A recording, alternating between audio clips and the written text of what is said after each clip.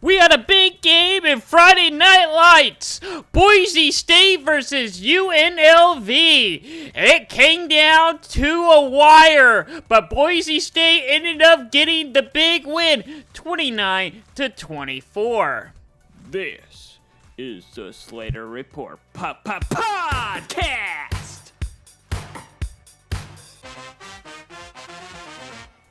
Welcome to the Slater Report podcast. Today is Tuesday, October 29th. It is a big day. Well, not really a big day. I got a big show for you. The title to this week's episode is 12th Man. But first, before we get to the 12th man, we'll talk about some upset alerts. Yep, let's start with Liberty versus Kent State. This was the big one. This was on I think a Wednesday or Thursday night. But anyway, Liberty undefeated. Kent State defeatable. Who would have thought Kent State would pull off this upset, eliminating Liberty from going to the playoffs? Yep, Liberty is no longer going to the playoffs now because of this loss. Kent State ended up winning 27-24. Now let's head to LSU and A&M. This one was a really back and forth one. Home of the 12th man, I should say. I could not believe how this game went down. I mean, LSU, was up, what? By 14-0 at one point? Or 17-0? I don't know, but, here, I could pull it up right now. Yeah, I can, definitely pull it up, because LSU had a pretty big lead at, halftime. I'm pulling it up right now. Yeah, LSU was up 17-7 at halftime. And A&M scores 14 unanswered points in the third quarter and ends up winning 38-23. Big upset for A&M. And, well, look at the total, look at the stats for this game. Look, LSU won the yardage. They won the passing. They just could not run the ball. But the thing that hurt LSU the most were the turnovers. Yeah, it did not look good at all for the turnovers. And A&M had a lot of penalties in this game as well. I don't know why, but yeah. Actually, I do know why, but yeah, it really hurt A&M in this game. Moving on. All right, next game up is SMU versus Duke. We got an overtime alert from the ACC. SMU goes to overtime. Duke goes for the SMU, gets the ball first in overtime. They score a touchdown right away. Then it's Duke's turn. Know what? They go down the field, score right away, but they do not want to go to overtime. They want to end the game right then and there. What do? They go for two. And what do they get? Nothing! They should have not have gone for two. They should have just kicked the extra point. I was really wanting more football, but SMU gets the big win, 28-27. Now let's go on to Utah and Houston. Not really that big of an upset since Utah is not that great anymore with Cam Rising, but yeah, preseason favorite. Yeah, Utah expect to win the Big 12. Houston at the bottom. Look at the final score. Houston wins 17-14. Yeah, Utah could not move the ball at all or get any points whatsoever. All right, let's look at the Jayhawks. Yeah, Kansas. They play Kansas State on the road. It was close. They actually had a really good shot in this game. I'm surprised they didn't win this game. They had multiple chances to win this game. But Kansas State ends up winning 29-27. All right, let's look at Oklahoma. This is going to be a big one to talk about. they end up losing to Ole Miss 26-14. Yeah, it was not that great of a game for Oklahoma. The defense definitely wasn't the defense we were used to seeing. The first half, Oklahoma looks solid, looks great. The second half, they just could not stop once the Ole Miss offense got rolling, you can't stop it, and Oklahoma's offense went back to doing what they've been doing the whole season long. Just cannot score. Oklahoma was up, I think, 14 to 12, I think 14-10 at halftime, I think. Yeah, Oklahoma had the lead at halftime. Surprise, surprise. Yeah, here's the total yards. Oklahoma won total yardage. They won the pass. Ole Miss obviously won the passing game. But, look, Ole Miss only had 69 yards in rushing. Oklahoma wins the rushing yards when they've been struggling to run the ball all season long. But the thing I think hurt Oklahoma the most in this game is the turnovers. But they did win time of possession. I mean, look at Jackson Arnold's stats. He's passing 71%, 182 yards. He took care of the ball well. He had 2 touchdowns in the game, but the big problem is he got sacked 9 times. I mean, looking at the notes, yeah, their best run, it's one of the best Oklahoma running games I've seen this year. I mean, they should have had more. There were some big running plays they had that were called back due to holding, but the defense, I mean, only allowed 69 yards in rushing against that Ole Miss team. Win. But the downside, Ole Miss could do anything in the air. The deep ball could not be stopped. Could not get off the field on third down.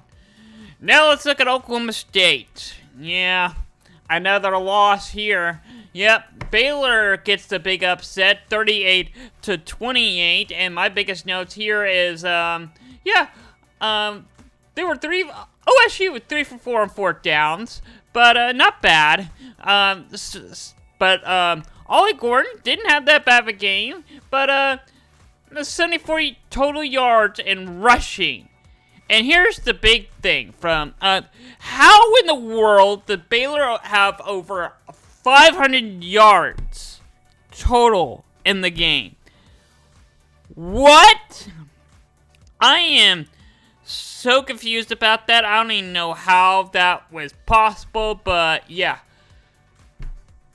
Baylor had over 500 yards in rushing in that game. All right, let's look at Texas. Texas got a good one. Guard game of the week, Texas versus Vanderbilt.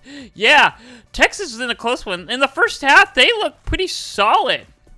I honestly thought that Texas could easily win this game and end Vanderbilt's drought, but Vanderbilt, Diego was not ending this game. He was not gonna in this game with the big loss. No, Vanderbilt fight back. They did lose, but they made it close. Vanderbilt made it a close game. Look at the total stats. I mean, Texas won it. Won the stats in yards, won in passing, pretty close in rushing, but I think the biggest problem from Vanderbilt is the 3 turnovers they had. They probably didn't have the 3 turnovers. They probably could have won the game. Also, what hurt Texas the most that kept Vanderbilt in those games is how in the world do you have 10 penalties and it adds up to over 100 yards? Are you kidding me? I mean, look at Ewer's stats. He's passing not bad, 73%, 288 yards. He got sacked 4 times. Once again, he averaged like 2 interceptions a game.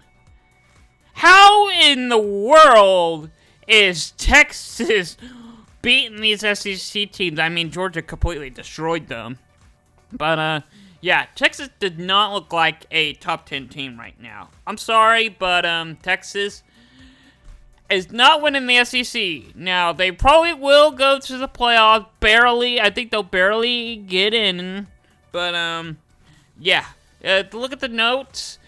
Quinn Ewers, I mean, definitely had a better game this time. I mean, it's not Georgia's defense that are playing against, but the penalties were just killing Texas in this game.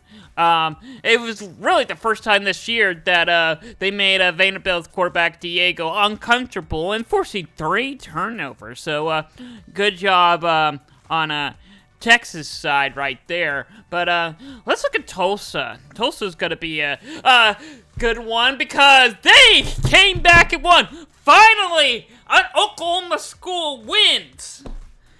Amazing, isn't it? Yeah, Tulsa was down by 20 points at one point in this game.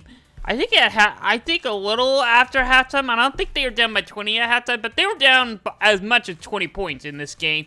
Came back last second and won 46-45.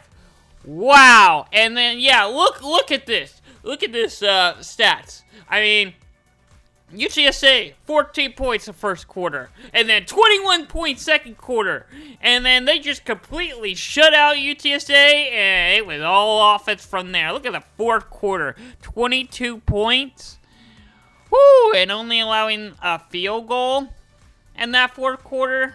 I gotta say, well done, Tulsa. Sorry, I'm trying to fix my graphic on the side. Yeah, well done, Tulsa. Well done. All right, let's look at some college football headlines. I don't have many. I just have a couple this time. But Penn State's quarterback. Yeah, they got a big game against Ohio State this Saturday. Game of the week. But Drew Aller, yeah, he went out with the knee injury.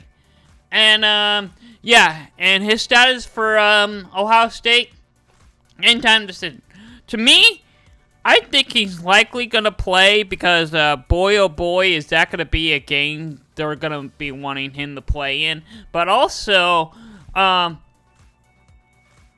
reason why they're saying game-time decision is really to mess and, just confuse, Ohio State. Really. Yeah, that's really it. I think I'm 80%, 85% sure that he will play in that game. And UCF has fired defensive coordinator Ted Roof after their loss to BYU on Saturday.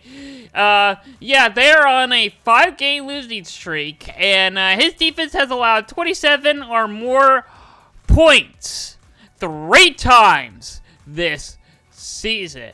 And that is not a stat you want in the Big 12 because, in order to win games, you gotta play offense. Because, boy, is the offense in the Big 12 great or is the defense just terrible? Anyway, it's not suitable for UCF defense. Ted Roof gets fired, and once again, he goes down. Wow, he goes from great assistant and analyst on Clemson defensive side under Brett Venables to defensive coordinator at Oklahoma last year to defensive coordinator at UCF, and now he's fired. Yep. Where is he going to go next? Who knows? Also, Iowa's quarterback is injured, and I think it's very likely he is done for the season because I took him off the depth chart, and, yeah. He's not on the list for this game against Wisconsin, and, for him to take off the depth chart means likely he's done for the season, and, we have no idea what the injury is. So, but, I mean, they scored, like, 40 points Saturday anyway, so I think they'll be pretty fine, I guess, but we'll just have to wait and see this Saturday. But let's do a conference recap. Let's look at the ACC first. Yeah, these were the Friday night games. Pitt gets the big win over Syracuse, 41-13. Louisville beat Boston College, 31-27. And then on the Saturday game, Virginia Tech beats Georgia Tech, 21-6. And California, yeah, That was an ACC game, not a Pac-12 game. California puts up 44 points over Oregon State. All right, let's look at the Big Ten. We got a good one to talk about. Penn State versus Wisconsin. This game was a lot closer than a lot of people thought. I knew this would be a close game, but boy, was Wisconsin showed up. Until they threw a pick six. Yeah. After Penn State pick six, they completely took over this game and won 28-13. Now let's look at Michigan State versus Michigan. Oh boy, was this a rivalry game for sure. Both teams were fighting till the end. Literally, till the end. There was a huge fight after the game. Yeah, as the clock was hitting 0. The Big Ten and the NCAA is investigating it, and there probably likely will be some suspensions and I almost said fines, not the NFL. Yeah, there'll probably be suspensions and some players definitely gonna get punished for this, but Michigan ends up getting the win 24-17. A real quick look at the other Big Ten scores. USC beats Rutgers 42-20, and Oregon gets another big win. Again, this time it's a ranked team. Again, like I said last week, how in the world is Illinois ranked? I pretty much predicted a beatdown here. Oregon wins 38-9. And then Indiana gets a big win over Washington 31-17. And there it is. Iowa puts up 40 points. I mean, it was against Northwestern without their starting quarterback for the majority of the game. But yeah, 40-14. All right. On to the Big 12. This was going to be a good one. The Big 12 got some good games to talk about. Texas Tech, TCU. Boy, was that one an entertaining game. TCU, come from behind. I mean, there were so many games. I can't keep track of them all. I should have made notes on this one. I don't remember how many points TCU went down. But they were down a lot at halftime. Came back, it was pretty much just like the Tulsa game. Came back and won 35-34. And no, I did not copy and paste the game for Tulsa. That score actually happened. And yeah, BYU, UCF. Boy, was that a big game for BYU. Yeah, BYU for sure won that game. It was not even close. I mean, UCF maybe put a little fight in the first half, but BYU won this game 37-24. And Colorado gets a big win over Cincinnati, 34-23. And then looking at the next big SEC time. Yeah, that's all the Big 12. SEC. What we got from the SEC this time? We've mainly covered most of the SEC teams already, but from the upset alerts and Oklahoma and Texas. Yeah, Oklahoma and Texas take majority of the SEC segment, surprisingly. And the SEC has some of the closest big games in the upset alert. So so that's pretty much why the SEC segment is pretty short. But Alabama beat Missouri 34-0. Okay, so Missouri, you know you're supposed to. They look worse than Oklahoma. You know you're supposed to score points, right? Against ranked teams. Okay, just checking to make sure. Also, Auburn beats Kentucky 24-10. What happened to Kentucky this year? Kentucky went from nearly upsetting Georgia to probably one of the best defense Kentucky has all season long. I mean, every ranked team they play against has the least amount of points, and then Auburn just goes in there and scores 24 points. And Auburn's offense has been pretty struggling lately. I don't know. All right, but let's look at the group of five. All right, the group of five had a couple good games. Tulane beat North Texas 45-37. Washington State beat San Diego State 29-26. All right, Let's look at the Service Academy. Army had a bye week, but Navy had Notre Dame. Let's look at that one. Notre Dame versus Navy, and oh my goodness. Oh no. Yeah, Navy had like over 3 turnovers in this game, I believe. I'm pulling up the stats for this game right now. Notre Dame wins 51-14. Okay, Notre Dame. You're definitely a playoff team after this win. Yeah. Oh, Navy had 6 turnovers. I turned it off. I mean, they had like 3 turnovers, maybe 4. When I turned it off, I was like, I can't watch this anymore. Notre Dame for sure won this game. Winnable. They earned their playoff spot. Their only loss is to Northern Illinois. They have a good win over A&M, who, by the way, it just looks like the best team in the SEC right now. Boy, oh boy, is Notre Dame good. And Navy, I mean, has been dominating every team they play. I mean, I know Navy, this is their first ranked team they played against, but, wow! 6 turnovers, and Notre Dame had 0. Yeah. All right. Bowl eligible time. Who is going bowling? Not many new teams added to this list this time, but Alabama, yeah. Who would have thought that it took all the way until week 10 now for Alabama to go bowling? Boise State going bowling now. Colorado, James Madison, Ohio State, Ole Miss, Sam Houston. They were at the bottom of the FBS last year. Bowl eligible, and they have a chance to win their conference this year. Wow, and Tulane is up in there too. Wow. All right, the next segment is gonna be a hard one for me because, yeah, it's pick'em time, and yeah, I am not ready to look at this. Not knowing, because you're all probably thinking, oh boy, I did terrible. No. Here, pull up the graphic. You'll see. Yeah, I forgot to make my picks. Yeah, I know. I forgot to make my picks. And the spread as well. Yeah, so, I quickly, jumped over this. Alright.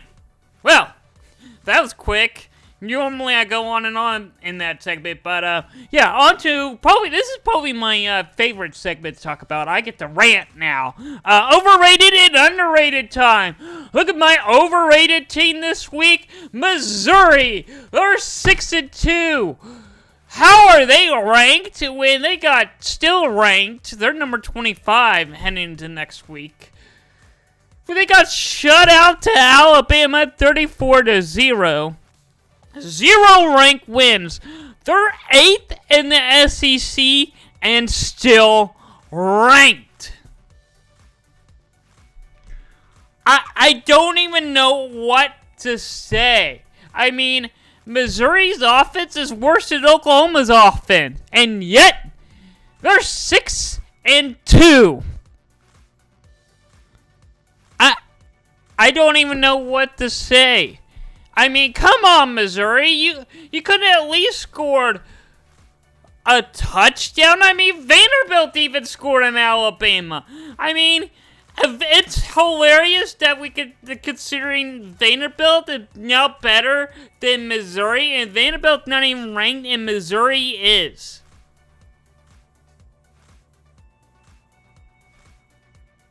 What?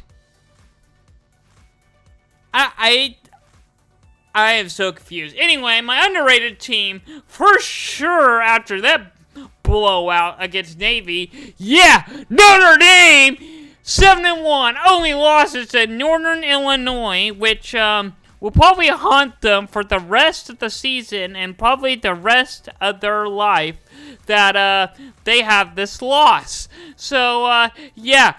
Definitely not a good look for Notre Dame on their college football playoff resume.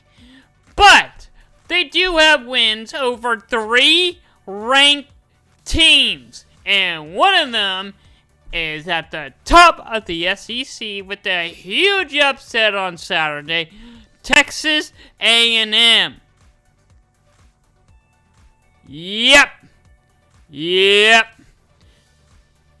Texas A&M. So Notre Dame for sure is gonna be a team to watch in the next couple weeks. I'll probably be breaking down more of Notre Dame's schedule on American Game Day on Saturday, and probably looking ahead at Army as well. There's some good teams, and maybe even Missouri. I might even look ahead to see what Missouri's upcoming schedule looks like, to see if they have a chance to get back or stay ranked, possibly. But let's look at the rankings. All right, for Week 10, obviously Oregon number 1. Georgia is likely 2 or 3, whatever you decide. But yeah. This ranking, I mean, they beat kind of great with me last week. This week, it's all over the place. I mean, we both agree BYU's 9. Yeah, AP has more respect for Notre Dame than I do. But yeah. The only reason why you see all these teams dropped in my ranking is because A&M gets that big win over LSU. I absolutely have to make room for them because they were behind them all. I mean, I had to move them up 13 spots. I have them in the top. I mean, AP also has them in the top 10. I know Notre Dame is pretty low. Clemson's also pretty low, but yeah. But there are some good teams ahead of them, and plus I had to put Indiana up there. I knew that Indiana would not be in the top 10. I wanted Indiana in the top 10, so that is also another reason why some of those teams had dropped. I mean, Washington State, great with me. Washington State needs to be ranked.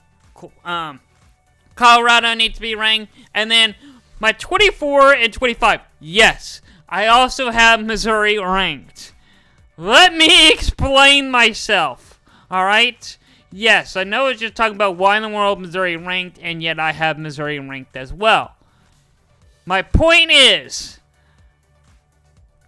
I'm only doing my top 23. Missouri and Duke do not even deserve to, Duke could have been ranked. They beat SMU, but, they really struggled in that game as well. I mean, SMU had like 3 turnovers in that game. But, yeah. Missouri and Duke, not ranked in my rankings. I'm only doing top 23 this week. I just had to throw those 2 in there because they are the best. Next up.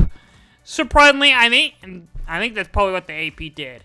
So, I'll give AP a slide. Because I think they did the same thing. Because they had to rank someone out of 24 and 25. Illinois, Missouri, I think they just threw them in there as well. Because they need to rank someone as well. And then Army's still ranked at 21. I mean, we're all in agreement with SMU right there. Why in the world is Ole Miss at 19? No clue. Ole Miss is not that bad. Their losses, they have good losses, and yeah, they beat their offense completely destroyed. I mean, not destroyed, but dominated a good Oklahoma defense. I think it's one of the only team this year to completely break down Oklahoma defense, and also yeah, new offense quarter for Oklahoma. Finally got the offense going, and they shut that down too. So, yeah, another reason I have Ole Miss that high. Both agree that Pitt is 18, and Kansas State, the same spots, But, yeah, looking at the top 10, I think we're in agreement with pretty much the top 10, just a little different order. But, yeah, we pretty much have the same teams. And I make my rankings before AP, so maybe the AP should add me to the ballot. Alright? Yeah, let's look at AP's top 10. Or playoff, my bad. Boise State, obviously, still in there with that big win over UNLV. They'll be playing Penn State still. Yeah, looking forward to that one. Yeah, Penn State's going to dominate that game. Notre Dame and Tennessee. I want to see that for sure. Yes, Notre Dame, I think, could win that game. Can beat Tennessee. And, go back to the rankings. Let's look at 11. Look at 11 and 12. There's no 12. Clemson and Iowa State are tied for 11. So if you look at the playoffs, we have a play-in in the playoffs. Clemson versus Iowa State. And the winner get to play Ohio State. Yep. That's what we're doing here. That's what we're doing here. Yeah. So, yeah. And then A&M versus Texas. AP, what are you doing? You're really having, A&M and Texas play each other in the at the last game in the regular season. And we have conference championship week. And then you're going to have them play each other again. Now, very possible A&M can win the SEC. And they'll take that 2 spot over Georgia. Or they'll continue to climb up the AP ranking, and we'll have A&M versus Notre Dame. Ooh! A&M versus Notre Dame. We already had that game. Never mind. But I would love to see that rematch. That is a regular season rematch I would love to see again. Or A&M and maybe Ohio State, maybe? I don't know. They'll have to do some work to climb back up there. Or A&M and Tennessee. Maybe we could get that game. We will have to wait and find out. And then Indiana and Alabama is just left out. They're the first 2 out. All right, we'll talk some NFL. NFL headlines, yeah. And for some reason, my ranking graphic is still up there. There we go. All right, NFL. I got only one headline for you, and it was from the game last Sunday night. Yeah, so in case you're wondering, yeah, Bears and the Commanders, it came down to a Hail Mary. Commanders won off that Hail Mary, and, this one quarterback, CB, before the final play, actually as the final play was happening, he was taunting, I guess. He says he wasn't taunting, but you're the visitors team, so I don't know why you're yelling at the fans anyway. But, he was celebrating and jumping up and down, pointing at the fans at the side, stadium. Standing in the end zone, the opposite end zone, and then from what he heard from the crowd reaction, I'm guessing, he quickly turned around, sees the plays going on, he runs to the other side of the end zone, and guess what? He tips the ball, and a Commander player catches it, and touchdown. So not only did he forget that he was on the field, or not only did he forget that he's playing, it's celebrating too early. He kind of, instead of knocking the ball down, he knocked it up. And, yeah. He lost the game for him, and he was not too happy with that. He apologized to his teammates for that, and he says that I will learn from my mistakes, and it will not happen again. So at least he learned from his mistakes. But yeah, let's look at the Chiefs. They get a good win with the help by the officials, 27-20. Quick look at the Cowboys. Yeah, they lose yet again, a game they probably should have won again. 49ers win 30-24. A quick scoreboard recap. The Browns beat the Ravens 29-24. And the Falcons, I don't know why the graphic is messed up like that. The Falcons won, not the Buccaneers. Let me fix that real quick. Oops. No. Yep. There we go. Now, so yeah, the Falcons won 31-29. Let me fix this real quick. Yeah. Get this updated.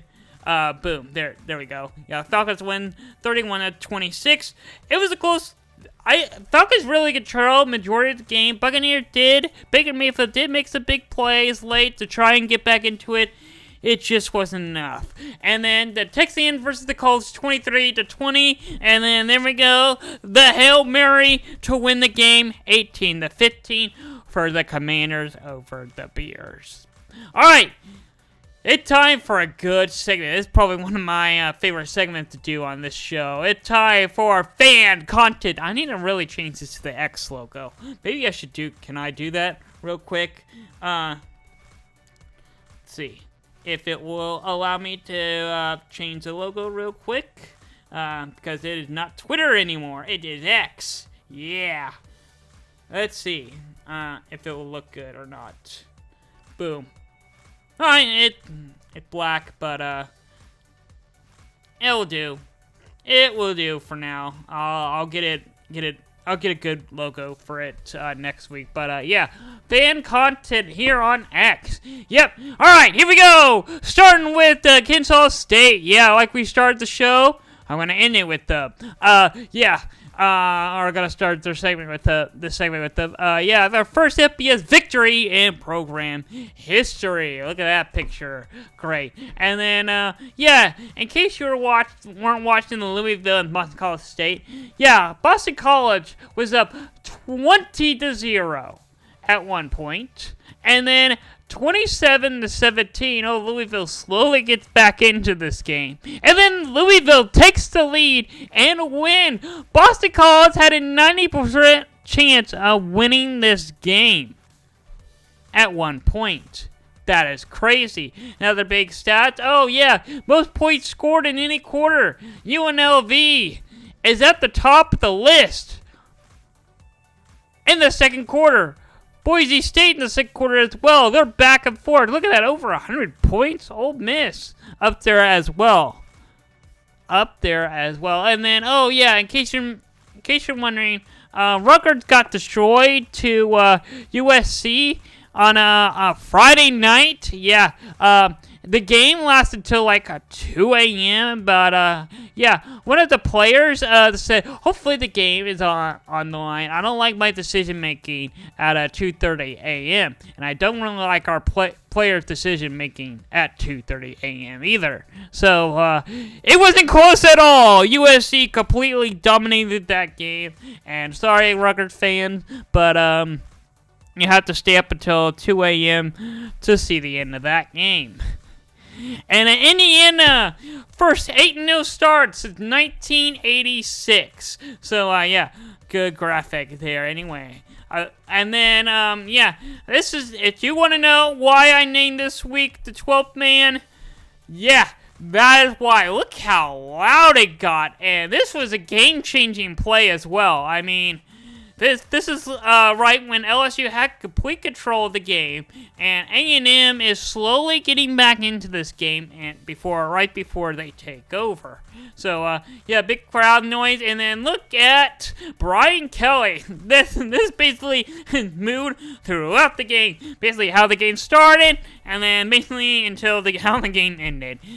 I think my favorite face is the even more angrier.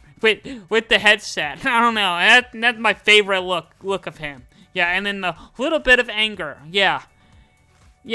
Those are some good Brian Kelly faces right there. And let's look at the Big 12 standing real quick.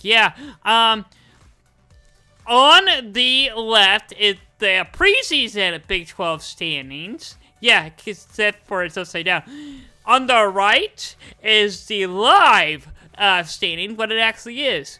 You notice that if you just flip the preseason rankings around, it is actually better. I mean, look, Utah's at the bottom, or at the top. Well, really at the bottom. Utah's close to the bottom. Oklahoma State down there as well. I mean, Kansas State's at the top, so I guess they got Kansas State wrong. But, Kansas is down there at the bottom once again. Arizona, I mean, that is pretty right on line. Iowa State, well, I guess I got that wrong as well. West Virginia, yeah, I say that's pretty close. UCF, I say that it could have been better. I guess it's a little wrong. I had UCF a little high. Texas Tech, I mean, pretty spot on. TCU, I'll take that. Colorado, yeah, that's pretty good. Baylor, okay, yeah, they have a little Baylor a little high. BYU, yeah, I mean, that is pretty spot on. I mean, that is pretty close. Arizona, well, I mean, Arizona completely wrong on this one as well. And then Cincinnati, ooh, boy. Cincinnati, not even close at all. And then Houston, could have been better. Yeah, a little wrong, but yeah, it is crazy. You just flip the preseason standings around, and it's pretty close. It is pretty close. It is funny how the Big 12 is playing. And in case you're wondering, this is my preseason Big 12 standings. I did a quick simulation. When I posted this, the K-State fan base is coming at me. Oh boy. Yeah, I couldn't wait for it to get here, and I gotta say, I'm feeling good. I mean, Kansas State, I think, I don't actually remember. I think they're 6-2 right now. So Kansas State actually do it better than what I thought, but hey, they're not at the top of the conference like they thought their fan base would be. Kansas State's 7-1. Okay, yeah, they're doing slightly better than I thought. Their only loss is to BYU, probably a game they probably should have won. But yeah, Kansas State really hasn't been, despite them being 7-1, really hasn't been as dominating as they thought their fan base would have been. But also, don't want to say too early. I think I might want to wait a couple weeks before I go at the Kansas State fan base. But yeah, I pretty much got Houston, UCF, right, Arizona. Oh boy, hey, Arizona, you still have a chance to turn your season around. I mean, I can pull up Arizona's schedule up real quickly. Arizona, I think, still has a chance. I think they can. They got UCF, winnable. Houston, winnable. TCU, okay, they'll probably likely lose that one. You never know with TCU. They usually have some miracle on the, yeah. And then Arizona State, winnable. So I think that Arizona can win 3 of their last 4 games. And right now they are 3-5. If they win 3 of them, they're going to a bowl game. I know not necessarily 11-1, but if they can go to a bowl game, that at least makes me feel better. Because Arizona, I don't know why. It's because, Arizona was great, but the head coach for Arizona last year is at Washington now. For some reason, I was like, oh, the players will stay. I don't know why. For some reason, I forgot that, transfer portal exists if players leave and their coaches leave. So, I don't know why I was still thinking, Arizona will still be at the top. I don't know. I completely messed up on Arizona there. Oklahoma State, yeah, I'm looking at Oklahoma State like, hey, you're making me look bad. Kansas, yeah, I completely screwed that up.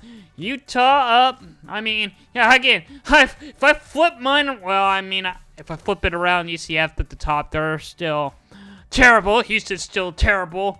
But, yeah. BYU, Iowa State, top of the conference right now. Boy, do they look good right now, and they have them mid. But, hey, let's look at the NBA real quick. I should have mentioned about the NBA last week. I actually forgot the season was already getting underway. But, yeah, let's do a little scoreboard, NBA scoreboard. Not really many scores to talk about, but yeah, we got some NBA to talk about. Yeah, the Mavericks and the Thunder, yeah, are both having games coming up. Oh yeah, I don't even have their standing on here, or their record on here. I do know the Mavericks and Timberwolves are both 2-1. Let me get that updated. I'll pull up the Thunder. The Thunder are 3-0. The Spurs are 1-2. So yeah, get that graphic updated real quick. But yeah, they're the standings. I mean, not the standing, but their records. The Mavericks are on TNT tonight. Going to be a big game for the Mavericks and the Timberwolves. I'll probably be watching that game for sure to see how the Mavericks do, because I'm actually kind of rooting for the Timberwolves, kind of. But yeah, because I am a big Thunder fan after how the playoff ended last year. Yeah, I am definitely be rooting against the Mavericks, or I guess I kind of cheer for them, so that way they go to the playoffs and we can beat them again. Beat them this time. The Thunder are 3-0. They look to be the best team in the NBA this year. I know we're just 3 games in, but that is some good. That's a good record. Start your season. Thunder play the Spurs tomorrow night on ESPN. All right, now we got the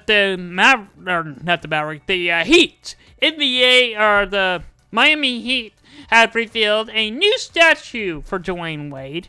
There it is. There's the image of the statue, and what in the world am I looking at? That looks nothing like Wade. Even Dwayne Wade was like, what? Who is that? That looks nothing like him. So this goes on the list of worst sports athlete statues we've seen. I still don't know how in the world they make them look this bad. It looks nothing like him. Alright, we got some notable games during the weekdays coming up ahead. Tomorrow, Jacksonville State versus Liberty. How is Liberty going to respond after losing to the worst team in the FBS? And also, Boise State is hosting San Diego State on Friday night. Lights, 7 o'clock on FS1. Here's the thing. San Diego State, ignore their record. Yes, they are 3-4. But majority of their games can come down to the last play. Yeah, majority of their losses have come down to one score. So San Diego State will for sure be in this game. It will be close. So do not, Boise State, you're listening to me, do not sleep on San Diego State. They will play close. They will play it tight. All right. That's pretty much going to wrap up this week's show. Yeah, our game of the week is, of course, Ohio State and Penn State. No doubt about that. For some reason, Fox sees Penn State and decides, hey, let's do an 11 a.m. kickoff. I don't know, but yeah, big game. Can't wait to break that down on American Day on Saturday. Gonna be a big day. Alright, thank you all for watching, and I'll see you all next week. This is the Slater Report Podcast.